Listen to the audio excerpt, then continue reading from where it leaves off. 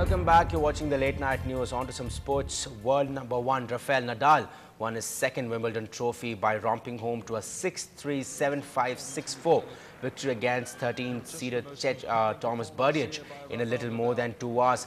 Thomas Berdych's giant killing act came to an end in the finals as he couldn't exert any pressure on the world's best player, even when it mattered the most.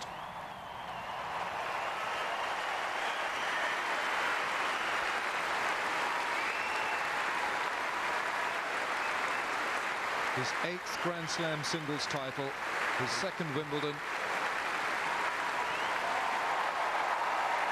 To go with 5 French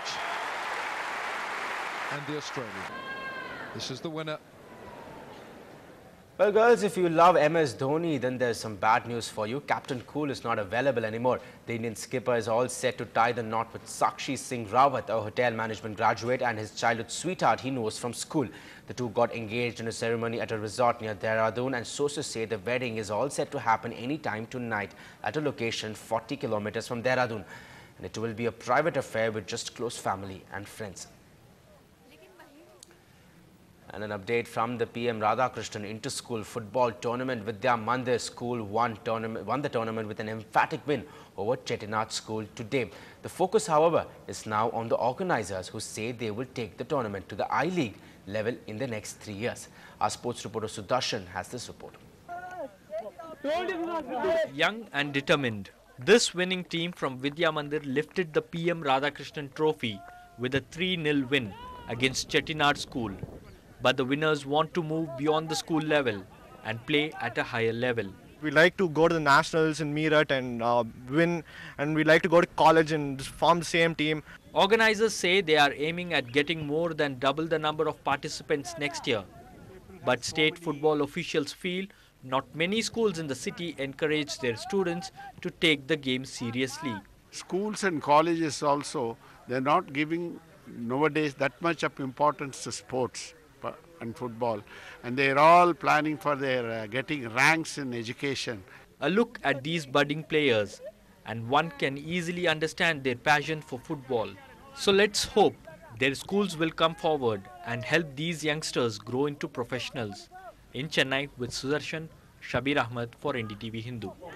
Now, after the roaring success last year, Yamaha has opened its second edition of the R15 One-Make Championship. More than 50 racers from around India hit the tracks in Chennai today, but the event also highlighted the lack of racing facilities in the country.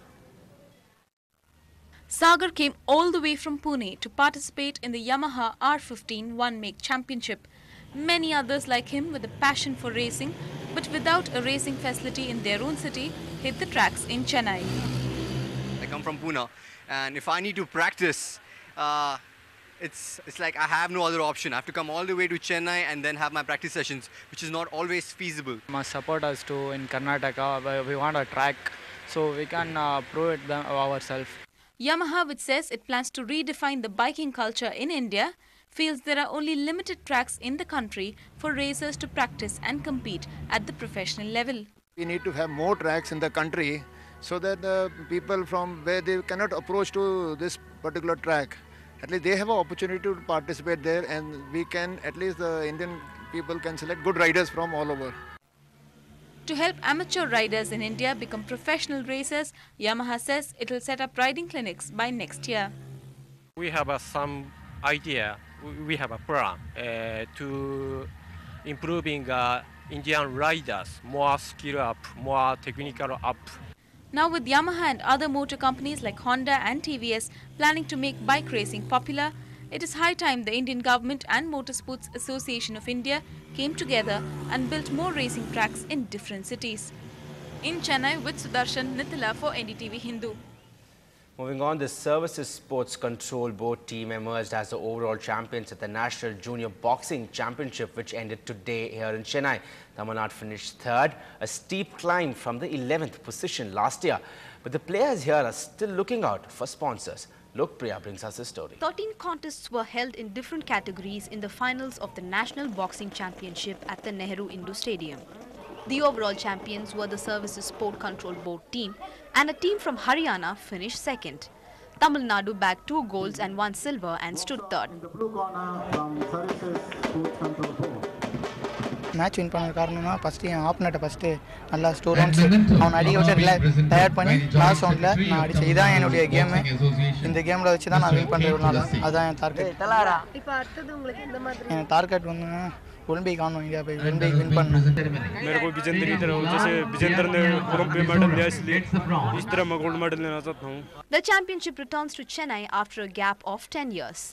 There were 300 participants and 32 teams.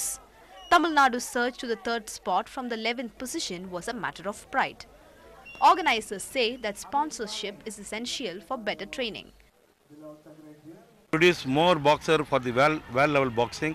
For that reason, we have took the junior boxing championship. This is the platform for the international. Any boxer want to become international champion, Olympian or World Cup champion, this is the base. The Indian Boxing Federation has 40 outstanding boxers in this meet to attend the national coaching camp. 7 of them are from Tamil Nadu. With Lokpriya, Batila, NDTV Hindu. The star of the 70s, actor Sivakumar, joined hands with his sons, actors Surya and Karthi, today for a charity event for refugee children in Chennai. Many Sri Lankan Tamils have got their lives back due to the efforts of this charitable family. Our reporter Bertila brings us the story of the beneficiaries.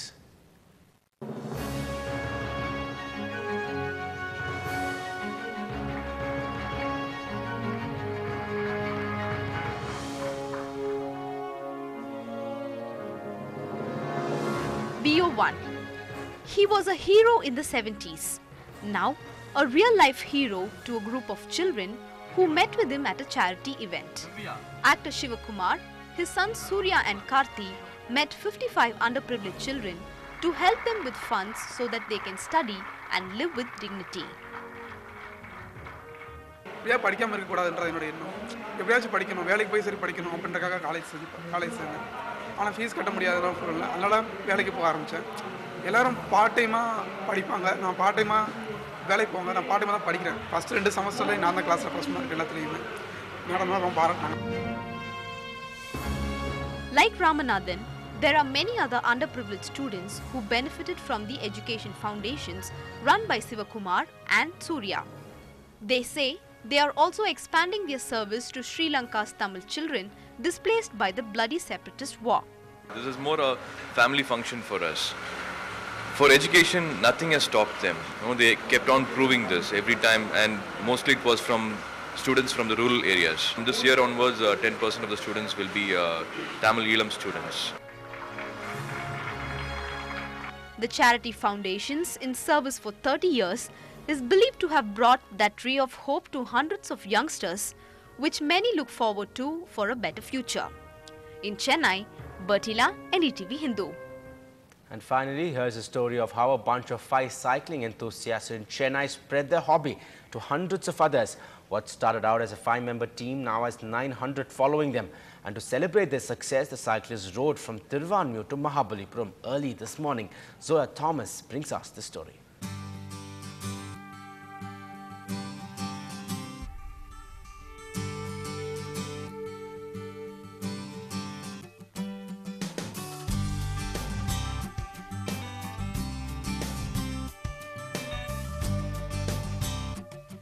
Cycling started as a hobby for a bunch of 5 youngsters. Their interest was so intense, it rapidly spread to others around them. Today, there are 900 cyclists in the group.